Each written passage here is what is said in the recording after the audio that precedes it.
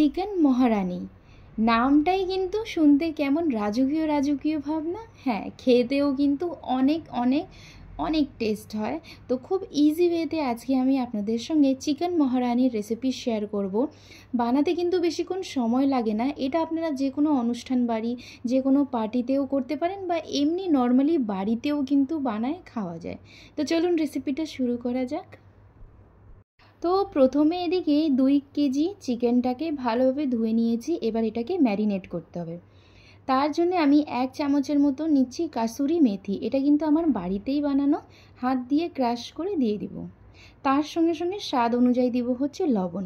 তো লবণ আমি একবারই অ্যাড করে দিচ্ছি, পরে আর দিব না। লবণ দেওয়ার পর এতে অ্যাড করব হচ্ছে বাড়িতেই বানানো টক দই। এটা কিন্তু বাড়িতেই আমার বানানো। তো এটা একটু বেশি করেই দিব, যেহেতু 2 কেজি চিকেন আছে সেই বুঝেই আমি বেশি করেই দিচ্ছি। তো আপনারা চিকেনের কোয়ান্টিটি আপনাদের যতটা থাকে সেই বুঝেই দিবেন। আমি একটু বেশি করেই দিলাম, বড় চামচের 5-6 চামচের মতন দিয়েছি। তার সঙ্গে সঙ্গে 1.5 চামচ দিব হচ্ছে রেড চিলি পাউডার, মানে ঝালের জন্যে, আর কালারটাও সুন্দর আসবে। ভালোভাবে হাত দিয়েই ম্যারিনেট করে নিলে, তো আমি হাত দিয়েই ম্যারিনেট করে এটাকে ঢেকে 5 থেকে 7 মিনিট ছেড়ে দিব। ততক্ষণ এদিকে আমি মশলাগুলো রেডি করব, তখন মানে ঠিকঠাকই সময় হয়ে যাবে ম্যারিনেশনের। তো চিকেন মহারানির জন্য একটা স্পেশাল ভাজা মশলা রেডি করব। তার জন্যে কড়াইটাকে প্রথমে গরম করে শুকনো কড়াইয়ের মধ্যে দিব হচ্ছে জিরে। এটার কোনো কোয়ান্টিটি নাই, আমি একটু বেশি বেশি করেই দিচ্ছি। তারপরে দিব হচ্ছে গোটা ধনে। জিরা আর ধনেকে 2-3 মিনিট ভেজে নেওয়ার পর তারপরে আমি দিব হচ্ছে মৌরি। সেটাকেও ভালো মতন একদম হালকা হিটে ভাজা ভাজা করে নিতে হবে। এই 3টা মশলা যখন ভাজা ভাজা হয়ে আসবে, এটাকে একটা প্লেটে তুলে রাখবো। যখন ঠান্ডা হয়ে যাবে তখন মিক্সির জারে ফাইন একটা পাউডার করে নিতে হবে। আর আমি তো আপনাদেরকে মানে কোয়ান্টিটিটা বলি নাই কত কি নিয়েছি, আমি একটু বেশি বেশি করে নিয়েছি, কারণ এই গুঁড়ো মশলা বানায় রাখলে মানে এই ভাজা মশলাটা অন্যান্য জিনিসেও কিন্তু কাজে লাগে। এদিকে মাংসের জন্য মশলা রেডি করতে হবে। তার জন্য 4টে নিয়েছি পেঁয়াজ, আদা, রসুন, একটা কাঁচা লঙ্কা নিয়েছি। বেশি ঝাল করব না, কারণ রেড চিলি পাউডার দেওয়া আছে তো এই জন্য। মিক্সির জারের মধ্যে এই পেঁয়াজগুলোকে প্রথমে অল্প একটু জল দিয়ে ফাইন একটা পেস্ট রেডি করে নিতে হবে। তো আমি একসঙ্গে দিচ্ছি না, না হলে সব মশলা বাহিরে চলে আসবে, যার জন্য প্রথমে পেঁয়াজটাকে বেটে নিব। এটা আপনার শিলনোড়ায়ও করতে পারেন, কিন্তু আমি আজকে মিক্সিতেই করে নিচ্ছি।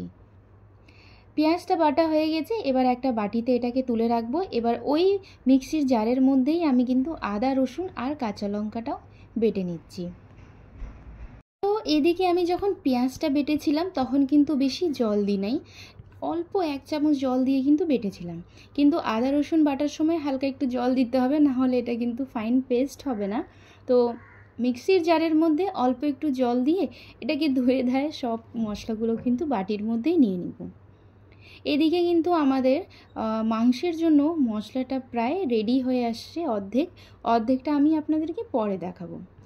রেসিপিটা কিন্তু খুব ইজি, আপনারা অবশ্যই ট্রাই করবেন। আর যখনই ট্রাই করবেন কমেন্ট বক্সে জানাতে ভুলবেন না। মশলাটা প্রায় অর্ধেক রেডি হয়ে আসে, বাদ বাকিটা আমি পরে করব।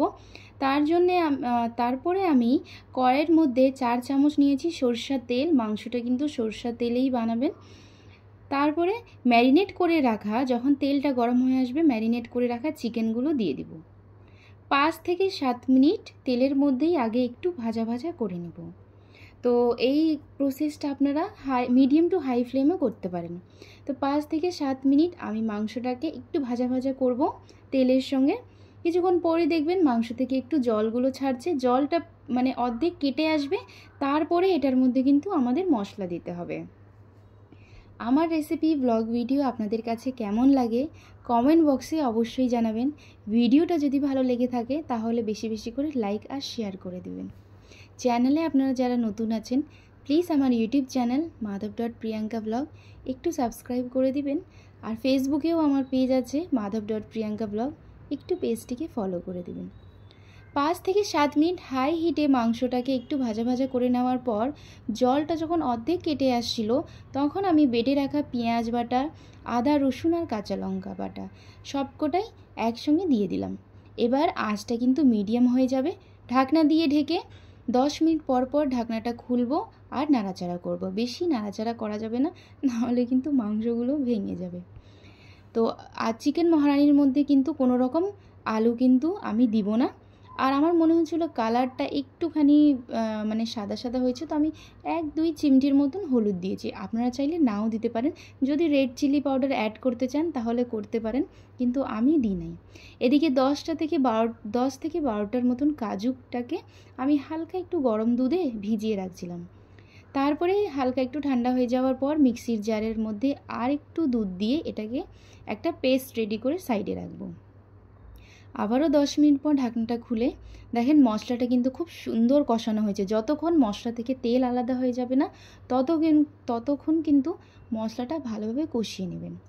কত সুন্দর কালার এসেছে দেখেন। তো মশলাটা এই রেসিপির মধ্যে কিন্তু খুব সুন্দরভাবে কষাইতে হবে, তাড়াহুড়া কিন্তু করা যাবে না। তো আমি ঢাকনা দিয়ে ঢেকে একদমই হালকা হিটে 7 থেকে 8 মিনিট পর পর ঢাকনাটা খুলে নাড়াচাড়া করছিলাম। আবারও ঢাকনা দিয়ে ঢেকে এটাকে ছেড়ে দিয়েছিলাম।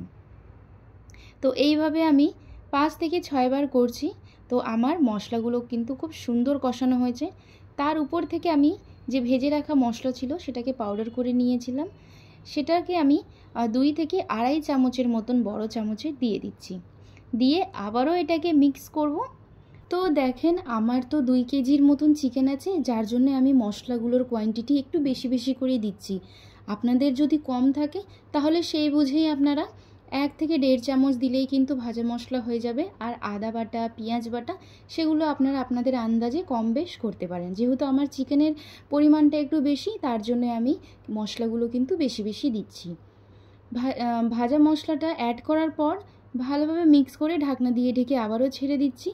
5 মিনিট পর আমি ঢাকনাটা খুলে নেব।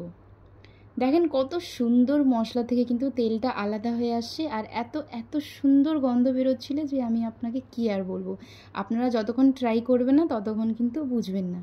বেটে রাখা কাজু আর দুধ আমি অ্যাড করে দিচ্ছি। তার সঙ্গে সঙ্গে মিক্সিতে অল্প একটু জল দিয়ে মিক্সিটাও ধুয়ে দিয়ে দিলাম।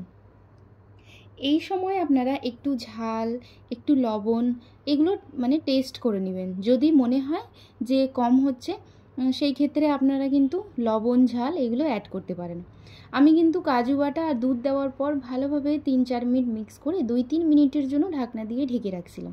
তারপরে ঢাকনাটা খুলে নামানোর সময় দিব হচ্ছে 1.5 চামচের মতন যে ভাজা মশলাটা ছিল সেটা, আর কাসুরি মেথি 1/2 চামচের মতন দিয়ে এবার ভালোভাবে মিক্স করে এটাকে কিন্তু নামিয়ে রাখবো। দেখেন ঝোলটা কিন্তু একদমই এরকমই থাকবে, গাঢ় গাঢ়, বেশি কিন্তু জল দেওয়া যাবে না। এটা কিন্তু পোলাও বা প্লেন ভাত, নান রুটি, লুচির সঙ্গে খেতে কিন্তু অপূর্ব স্বাদের লাগে। মানে এটা কিন্তু অলরাউন্ডার, সব কিছু দিয়েই কিন্তু খাওয়া যায়। চিকেনটা আমি একটু টেস্ট করছিলাম, আমার মনে হইলো যে ঝালটা একটু কম আছে, যার জন্য আমি 1/2 চামচের মতন রেড চিলি পাউডার আবারও অ্যাড করেছি। এটাই ছিল আমাদের আজকের রেসিপি চিকেন মহারানির। আশা করি আপনাদের কাছে ভালো লাগবে। আপনারা অবশ্যই ট্রাই করবেন। রেসিপিটা বানানোর সময় কোনো রকম যদি সমস্যা হয়, অসুবিধা হয়, অবশ্যই কমেন্ট বক্সে কমেন্ট করবেন, আমি অবশ্যই রিপ্লাই দিব। ভালো থাকবেন, সুস্থ থাকবেন, আমাদের চ্যানেল madhav.priyanka ব্লগের সঙ্গে থাকবেন। আমি দেখা করব আপনাদের সঙ্গে নেক্সট ব্লগ ভিডিও রেসিপি নিয়ে। আর রেসিপিটা কেমন হয়েছে অবশ্যই কমেন্ট বক্সে জানাবেন, আর ভিডিওটাকে একটু বেশি বেশি করে লাইক আর শেয়ার করে দিবেন। দেখা হচ্ছে আপনাদের সঙ্গে next blog. Thank you, tata.